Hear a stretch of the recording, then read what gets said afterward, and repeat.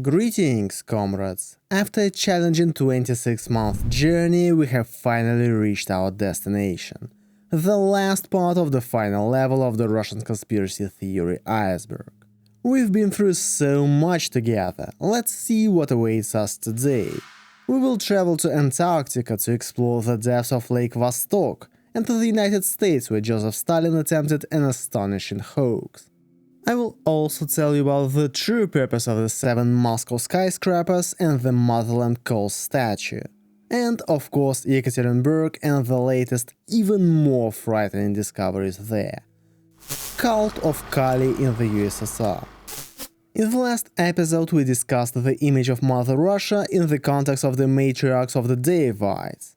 But do you know what else she reminds us of? A certain ancient goddess.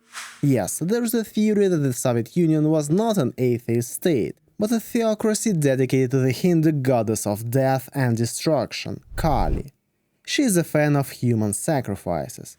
According to one version of the story, a cult of thuggies served her and killed between 1 and 2 million people in her honor between 1740 and 1840. This comparison was first made by the eccentric writer Viktor Pelevin, and since then many of his followers have noticed a number of striking coincidences. The main piece of visual evidence is a statue of the Motherland Coals in Volgograd. Many consider it to be a clear icon of Kali. The canonical image of Kali depicts her standing on a mountain of bones and surrounded by battle. She has an open mouth with a sticking out tongue, full breasts, and holds a sword and a burning bowl. So what do we have? A mountain of bones, Mamayev Kurgan, a battle raging around her, Stalingrad, an open mouth, full breasts, and a sword in her hands. There is even a bowl in the form of a torch, although it stands in a separate pavilion in an extra hand. We also remember the poster Motherland Calls, where a mother addresses her soldiers and calls them to follow her into battle, like a goddess. Do you think this is the only monument? In Tbilisi, her attributes are scattered across 3 monuments: Mother Kartli, the Muse, and the Victory Monument. All of them have a strange dark green color, a sword and a bowl, or a garland, as if made of skulls, bare breasts, uncharacteristic of Georgian culture, and open mouths. Other symbols of the USSR also seem to hint at something: the red flag, pioneer ties, and stars. These are not symbols of the blood of workers, but rather the ritual color of Kali. The Bolsheviks, perhaps during the trip of the artist, thinker, and occultist Nicholas Roerich to India, made a pact with this entity. What in return? Sacrifices, of course, the same list: wars, executions, and repression, all to feed the goddess. Even the disproportionately warm friendship between the Soviet Union and India is explained not by geopolitics but by the elite's shared occult roots. However, this all sounds like yet another attempt to portray the USSR as a death machine, this time through the lens of Hinduism. Life in Lake Vostok. Lake Vostok is the largest subglacial lake in Antarctica.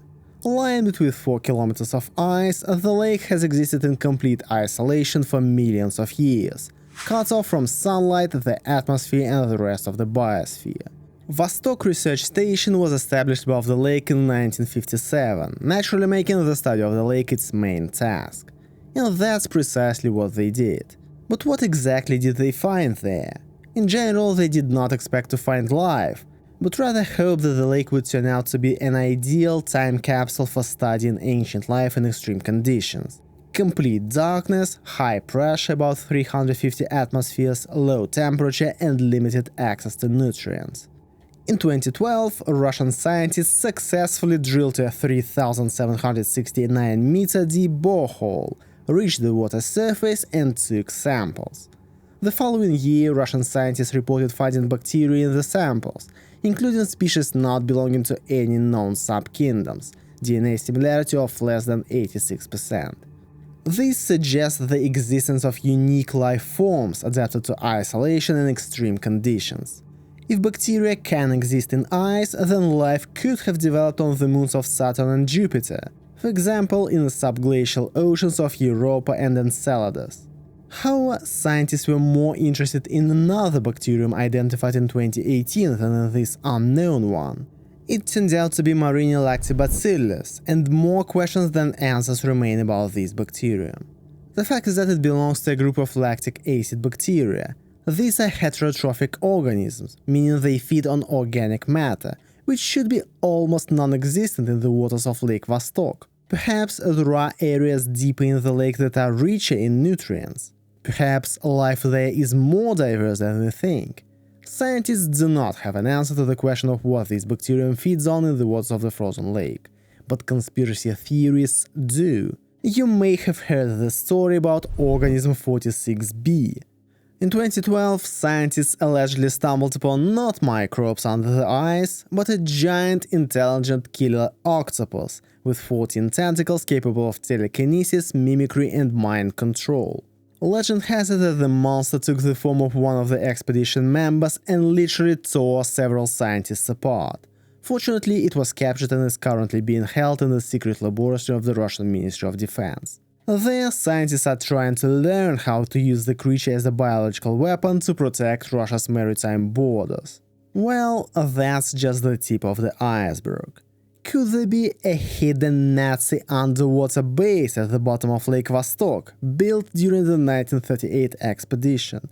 There, descendants of the Nazis survive to this day, using ancient technologies and the lake's warm water. Or maybe the entrance to the famous underground country of Agarty is at the bottom of Lake Vostok. Occult literature often refers to Agarty as the mystical center of sacred tradition located in the east. Vostok means east in Russian. What if the east refers to the lake and not a part of the world? That is where the people of Atlantis went, so it makes sense that it would be underwater. Where else could it be if not in the most inaccessible body of water on the planet? Embryo Cemetery in Yekaterinburg. The Yekaterinburg-Nizhny Tagil highway is a beautiful place.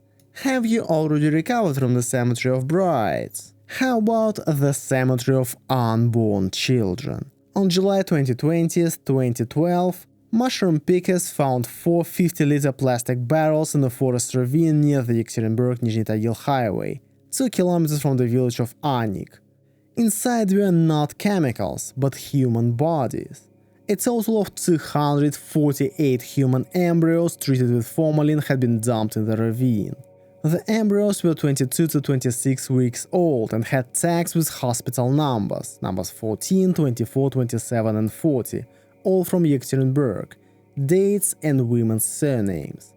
22 to 26 weeks is quite late in the pregnancy, meaning that these were fully formed bodies. Can you imagine the horror? Naturally, an investigation was launched.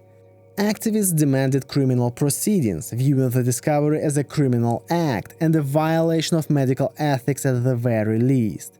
However, the police refused to open the case. Grigory Kazeka, head of the Kirovgrad Inter-District Investigation Department, said the barrels contained medical waste from abortions. According to the law, they do not need to be buried until a certain stage of pregnancy. But why were they in the forest? Several media outlets reported that a vehicle belonging to the municipal enterprise Spetsavtobaza, owned by the Yekaterinburg city administration, brought the barrels with embryos to the forest. The city administration denied everything, of course. So, what are the theories about where these barrels with hundreds of unborn children came from? Let's start with the relatively harmless ones. The first is that these were indeed aborted fetuses from hospitals or miscarriages.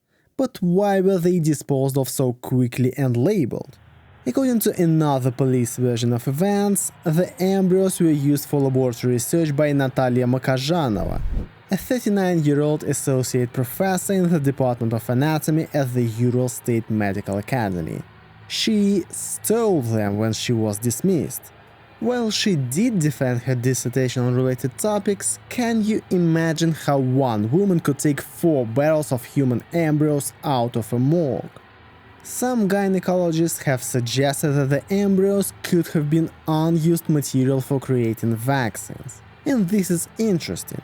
According to conspiracy theories, late-term embryos are a valuable but completely illegal source of stem cells, and material for the manufacture of fetal preparation, rejuvenating injections, which according to rumors are used by the entire world elite.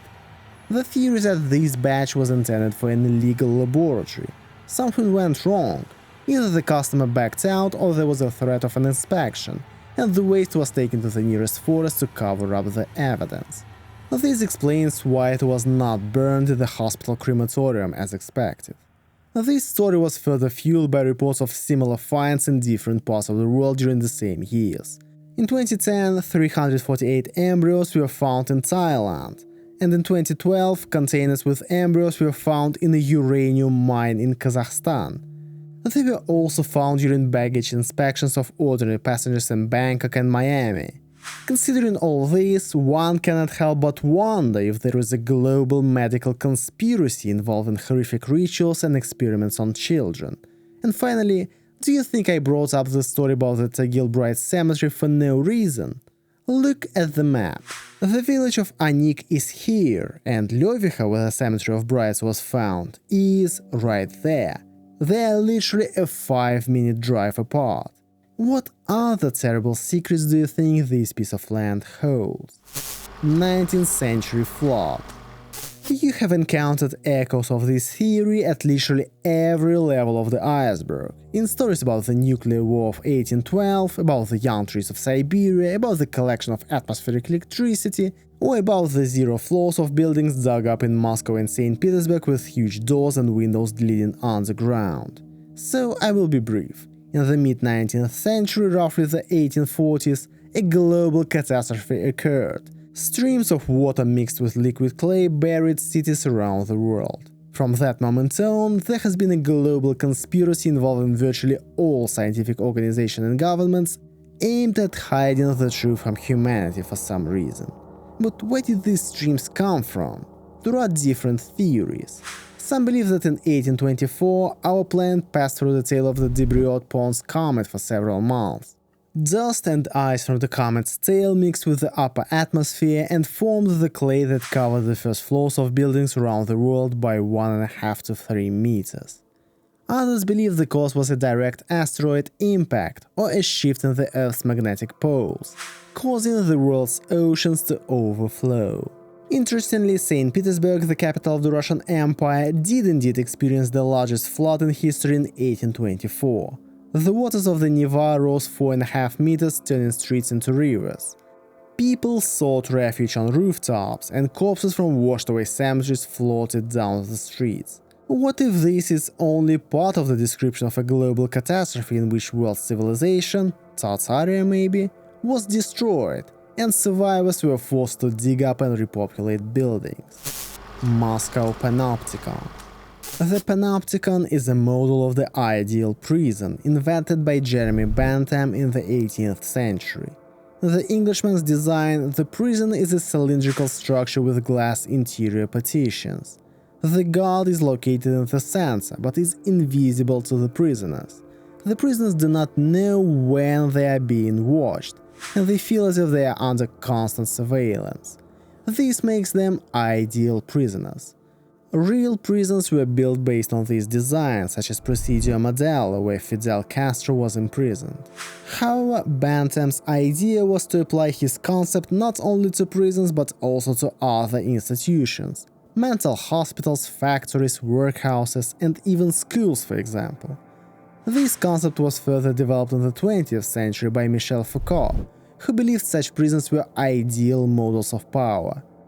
In his model, power is the controlling overseer, and the state is the prison.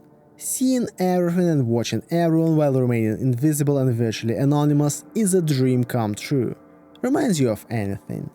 Many believe that the concept of the Panopticon is currently being implemented in large cities around the world. The prison city, Bentham's ideal dream, has been brought to life, where do you think? In Moscow, of course. A city that is literally stuffed with the latest monitoring technologies. After all, Bentham conceived the Panopticon project during his trip to Russia. Jeremy and his brother Samuel came at the invitation of Prince Grigory Potemkin and worked on his estate to design a new type of factory building.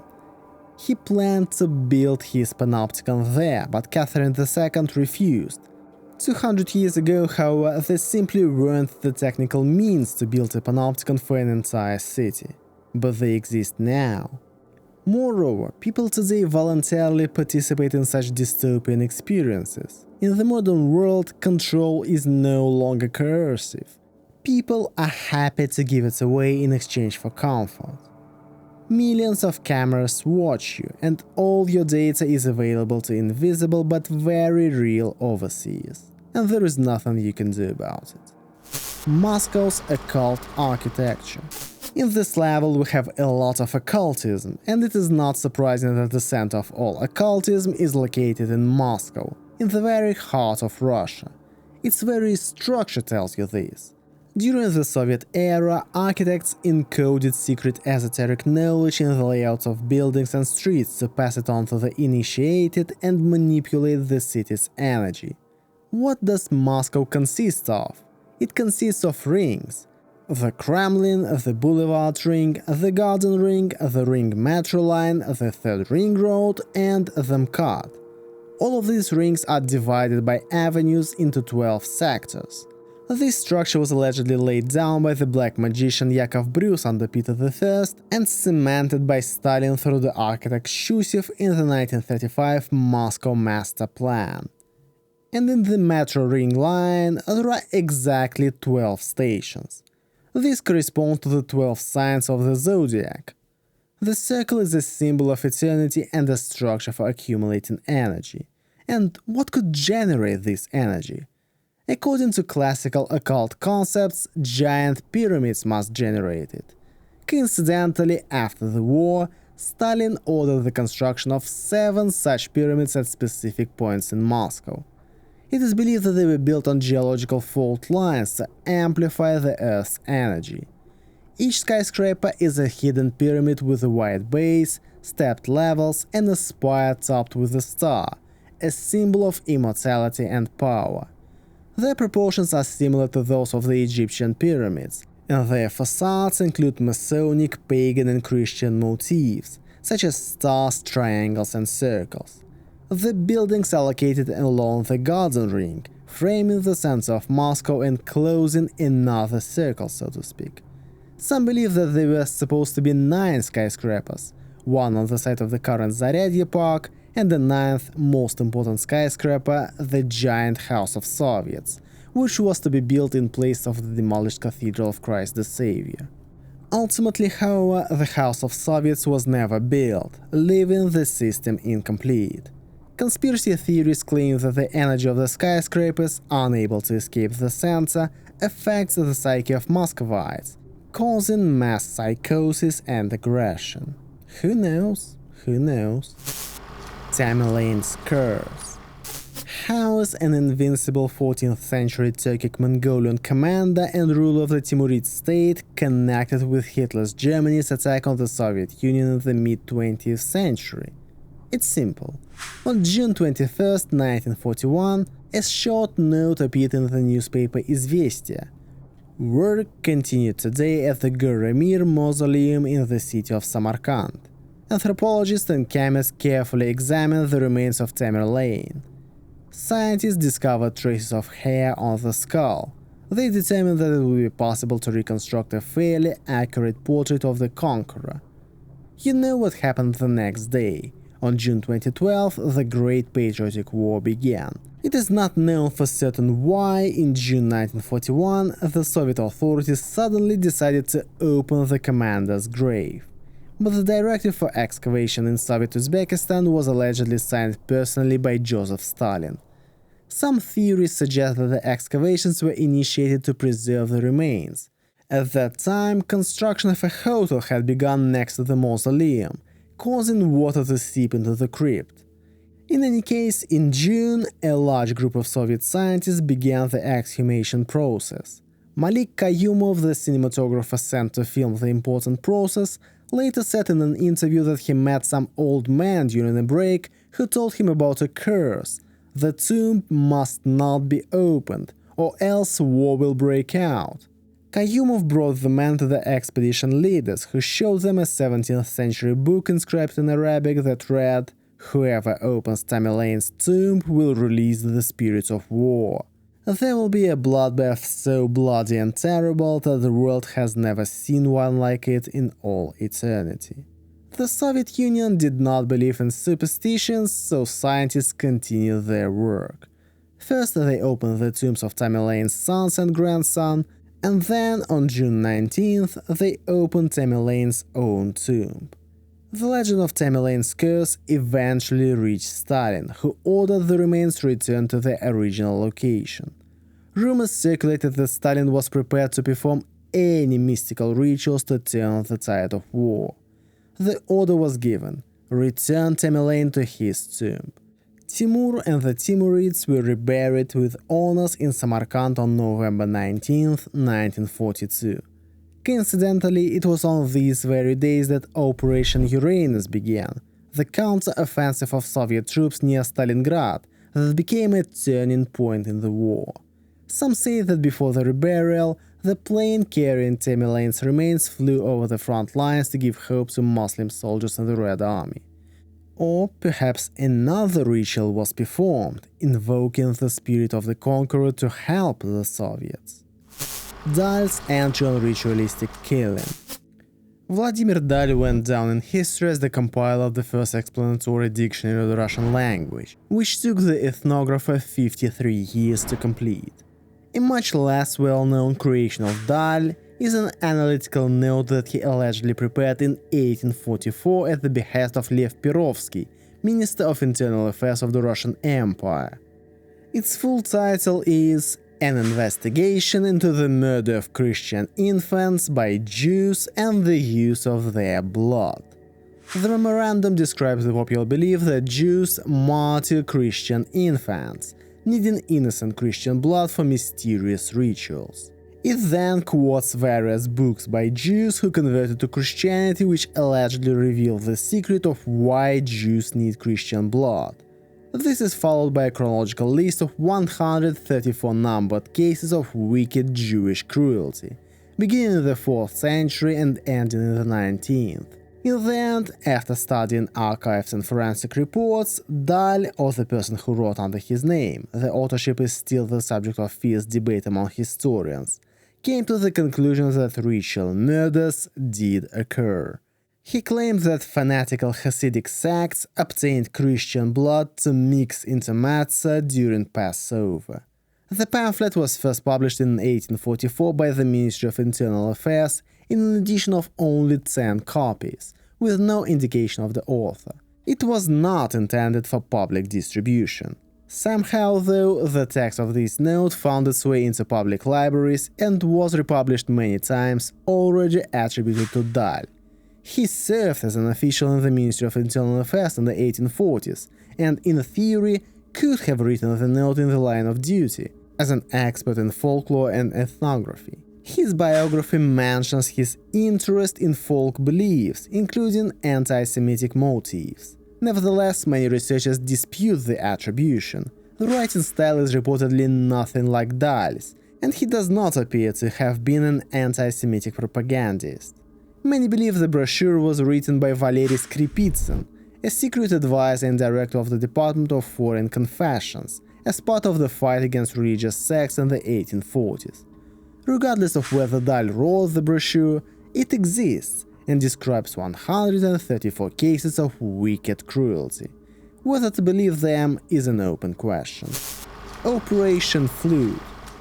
It's been a long time since we've had any secret KGB operations. We know about this operation from its alleged participant who fled to the west. Kanatjan Alibekov, also known as Ken Alibek, is a microbiologist who immigrated to the United States in the fall of 1992.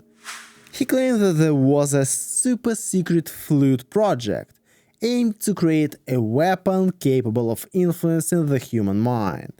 Allegedly, in the early 1980s, research on the psychotropic and neurotropic substances was conducted in closed laboratories under the control of the KGB. It sounds like fiction because his memoirs is literally the only mention of the KGB program called Flute.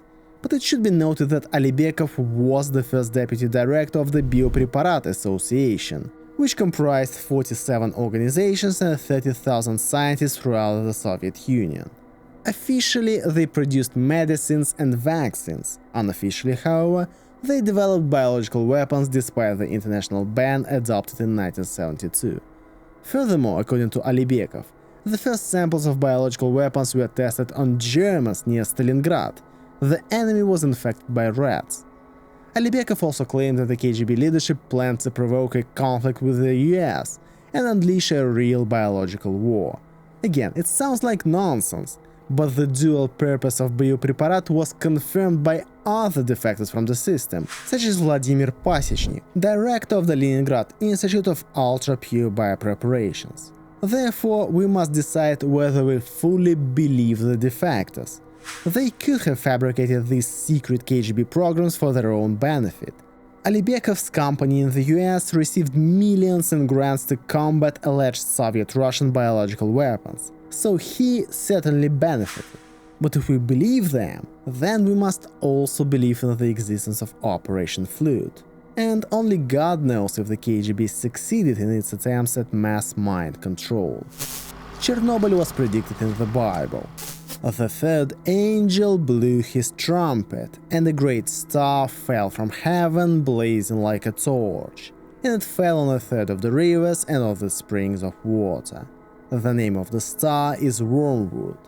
A third of the waters became wormwood, and many died from the water because it was made bitter. This is an excerpt from the revelation of John the Theologian, telling us about the coming apocalypse. What do you think a burning star that fell from the sky and poisoned the water could be compared to?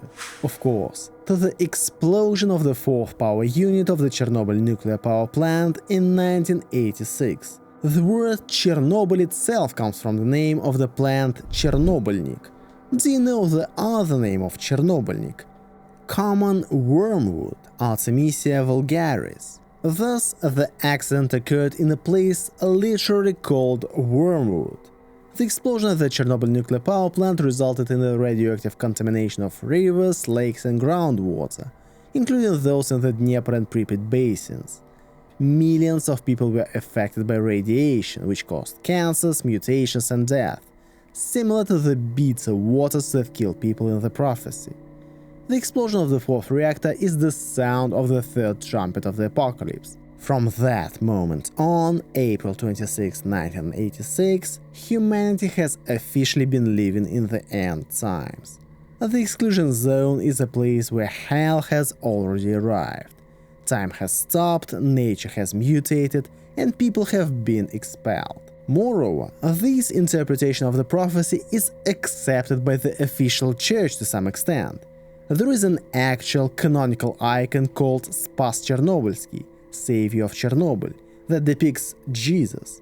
Below him are the exploding fourth power unit, the famous red forest in the form of a tree cross, and the liquidators representing the martyrs. The Shpilkin method works. The Shpilkin method is a statistical approach to analyzing election results, devised by physicist Sergei Shpilkin, a foreign agent.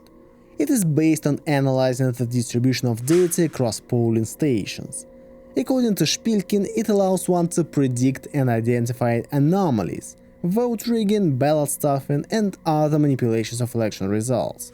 Shpilkin assumes that ideally a bell curve, normal distribution, should appear when constructing a graph with voter turnout on one axis and the number of votes for a candidate on the other. Votes for candidates are distributed proportionally without sharp anomalies. In rigged elections, a tail or anomalous peak appears in areas with higher voter turnout, more than 70–80%, where votes for the favored candidate, often the ruling party, are inflated. This phenomenon is often explained by ballot stuffing, whereby ballots are added at problematic polling stations to artificially increase turnout and the share of votes for the favored candidate. This method also produces strange peaks at nice numbers, such as exactly 70, 75 or 80% turnout. According to statistical laws, this is nearly impossible. People cannot agree to come to polling stations in such a way that the numbers are round, which means the results have been falsified. Critics of the method argue that it fails to consider social factors, such as differences internal between regions or demographics, and that anomalies may be normal. They argue that it is impossible to describe such a multifaceted process as an election with a single formula.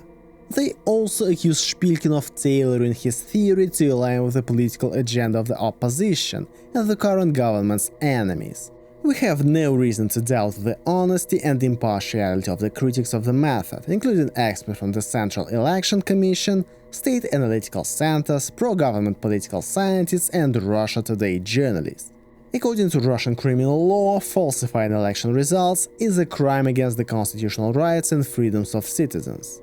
Therefore, everything I have just told you is nothing more than a conspiracy theory. People used to be giants. This theory, which suggests the existence of a race of giant people in ancient times, is popular not only in Russia. Even the Bible mentions the Nephilim, giants on earth before the flood, as well as Goliath, who was about 3 meters tall. Greek mythology tells of titans and giants who fought against the gods, and Scandinavian mythology tells of Jotuns. Indian mythology tells of deities. Could they all have collaborated to inform us about these tall beings?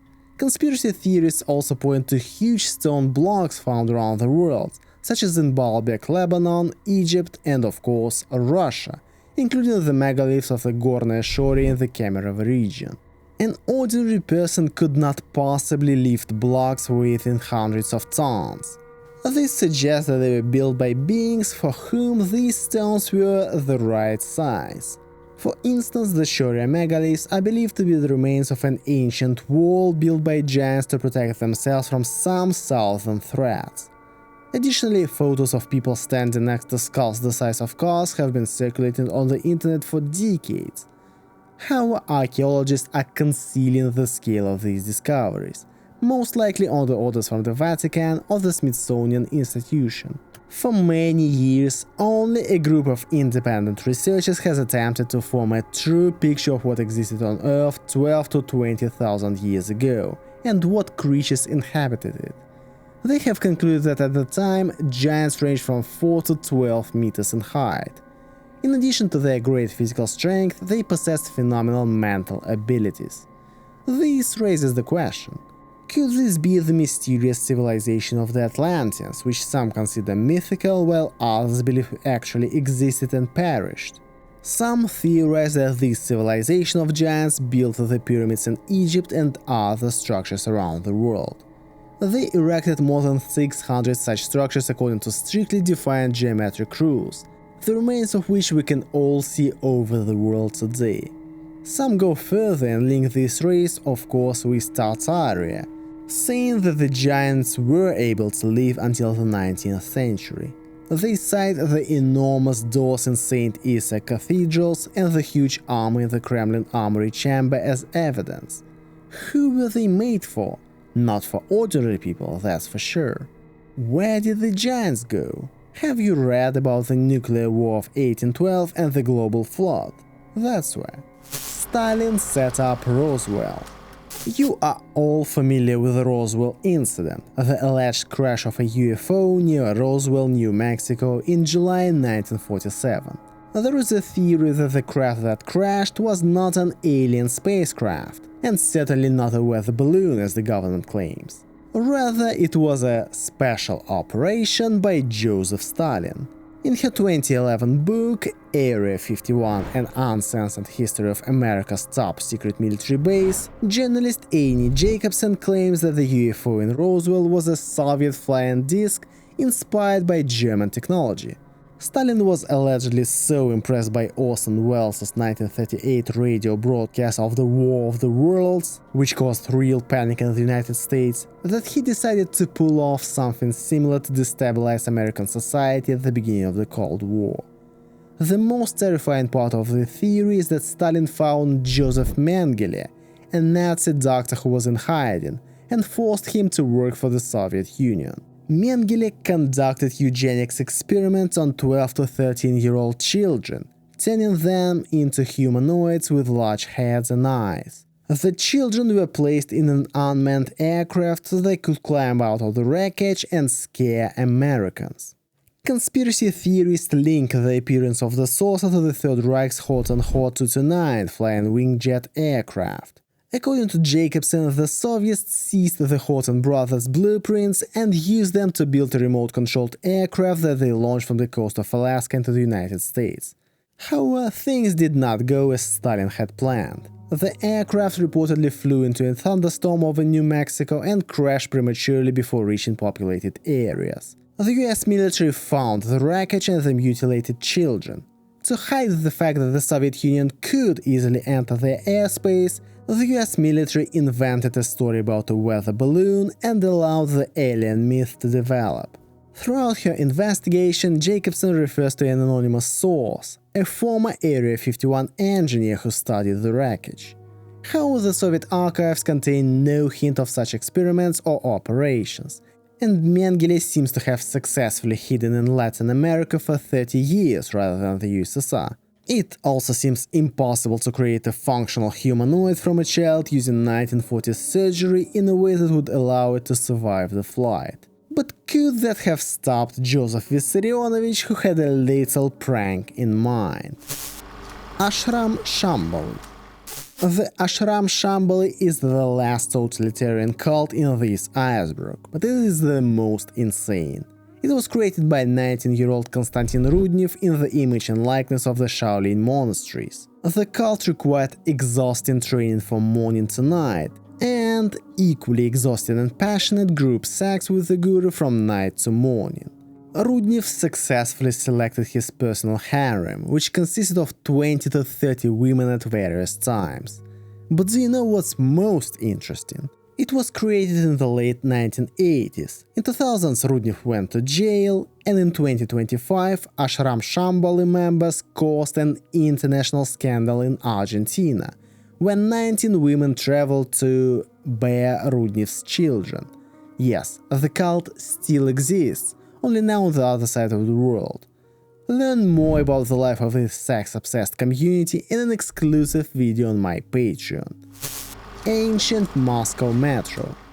The theory of the ancient Moscow Metro is a popular conspiracy theory claiming that the modern Moscow Metro was built on the basis of an ancient system of underground passages, tunnels and catacombs that existed long before the 20th century. These underground passages date back to at least the Middle Ages, the era of Ivan the Terrible, or even Kievan Rus, and possibly to ancient civilization even earlier than that. The first phase of the metro, which included 13 stations, was built in just a few years in the early 1930s. The USSR, which had just experienced a civil war and famine, did not have the technology to quickly dig through granite and limestone under a large city. Additionally, during the metro's construction starting in the 1930s, builders found strange artifacts. These included 16th century underground passages belonging to the village of Staraya Vaganькова, church foundations, cemeteries, ancient icons, and according to some, even secret rooms under the Kremlin. All of this evidence suggests the existence of an ancient underground network, a system of tunnels built for defense, evacuation, or rituals. For instance, the Kremlin's underground passages supposedly connected it to monasteries and estates, and the metro expanded this network. There is also an esoteric branch of this theory in which the metro is an energy network containing occult symbols. Stations are like chakras and circular lines are like magic circles designed to protect the city. People also pay attention to the huge airlocks and massive columns of the older stations. Supposedly they were designed for loads much greater than train traffic, or for much taller people. Tsekhoviki. The word Tsekhoviki has two meanings. First, Tsekhoviki are underground millionaires in the USSR, a topic I have discussed separately. Second, Tsekhoviki are the most important figures in the theory of staged global events. This theory poses that most disasters, wars, terrorist attacks, and similar episodes of mass human death are media productions intended to cover up ritual murders and/or the consumptions of humans by creatures that resemble humans but are not human, or the harvesting of organs for medical purposes, or something else. To prevent ordinary people from guessing what is really going on, someone must cover it all up. And that's what Tsekhoviki do. Have you seen the movie Wag the Dog? The US president's reputation has been tarnished by a sex scandal, and it is imperative to divert public attention away from this topic. To do this, the president's advisor enlists the help of a Hollywood producer, who quickly comes up with a threat from an Albanian terrorist group. Stage patriotic military videos, pseudo-interviews, and even songs about soldiers in a fictional war are filmed. To counter the terrorist threat from the Albanian government, the American president deploys an aircraft carrier group.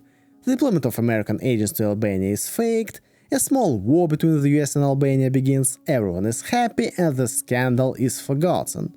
So, all those who stage and broadcast this spectacle are the Tsekhoviki, only in reality. Tsekhoviki are employees of Tsek workshop, state or supernatural organizations that work to shape the reality around us. They control the news. Wars, epidemics, terrorist attacks, all significant events. It's all they're doing.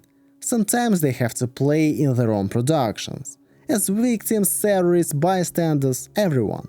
There are huge communities on the internet that analyze videos of terrorist attacks and disasters, trying to find inconsistencies in them, or the same people playing roles in two events at the same time. One of the alleged goals of the Tsek is to corrupt the human mind, keep it in ignorance and, well, simply hide the truth.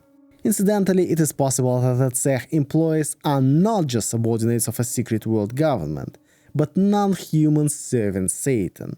But that's not certain. So, we finally finished this colossal iceberg. It is more than just an iceberg about conspiracy theories. It is more than 450 stories, legends, secrets, theories, and just interesting facts about Russia and everything that surrounds it. Perhaps I initially overestimate my capabilities and should have divided this project somehow, but what's done is done. More than 2 years have passed, and you won't believe how happy I am that this series is finally finished. First of all, I want to say that despite its enormous size, this iceberg is by no means exhaustive. You can subscribe to my Patreon, where you will find not only 7 exclusive videos, but also more than 60 text stories that were not included in the main iceberg. Let me know in the comments which story or theory was your favorite. Maybe I should do a separate video just about it? Or was your favorite theory not included in the iceberg? I'd be happy to publish an additional episode featuring the best excluded stories. And as always, a big thank you to my top supporters: Елизавета Zakharova, Kirill Klimuk, Petr Ilich, Lyudmila Ilyanova, Jonathan Sheltze, and one more member who wished to remain anonymous. See you soon!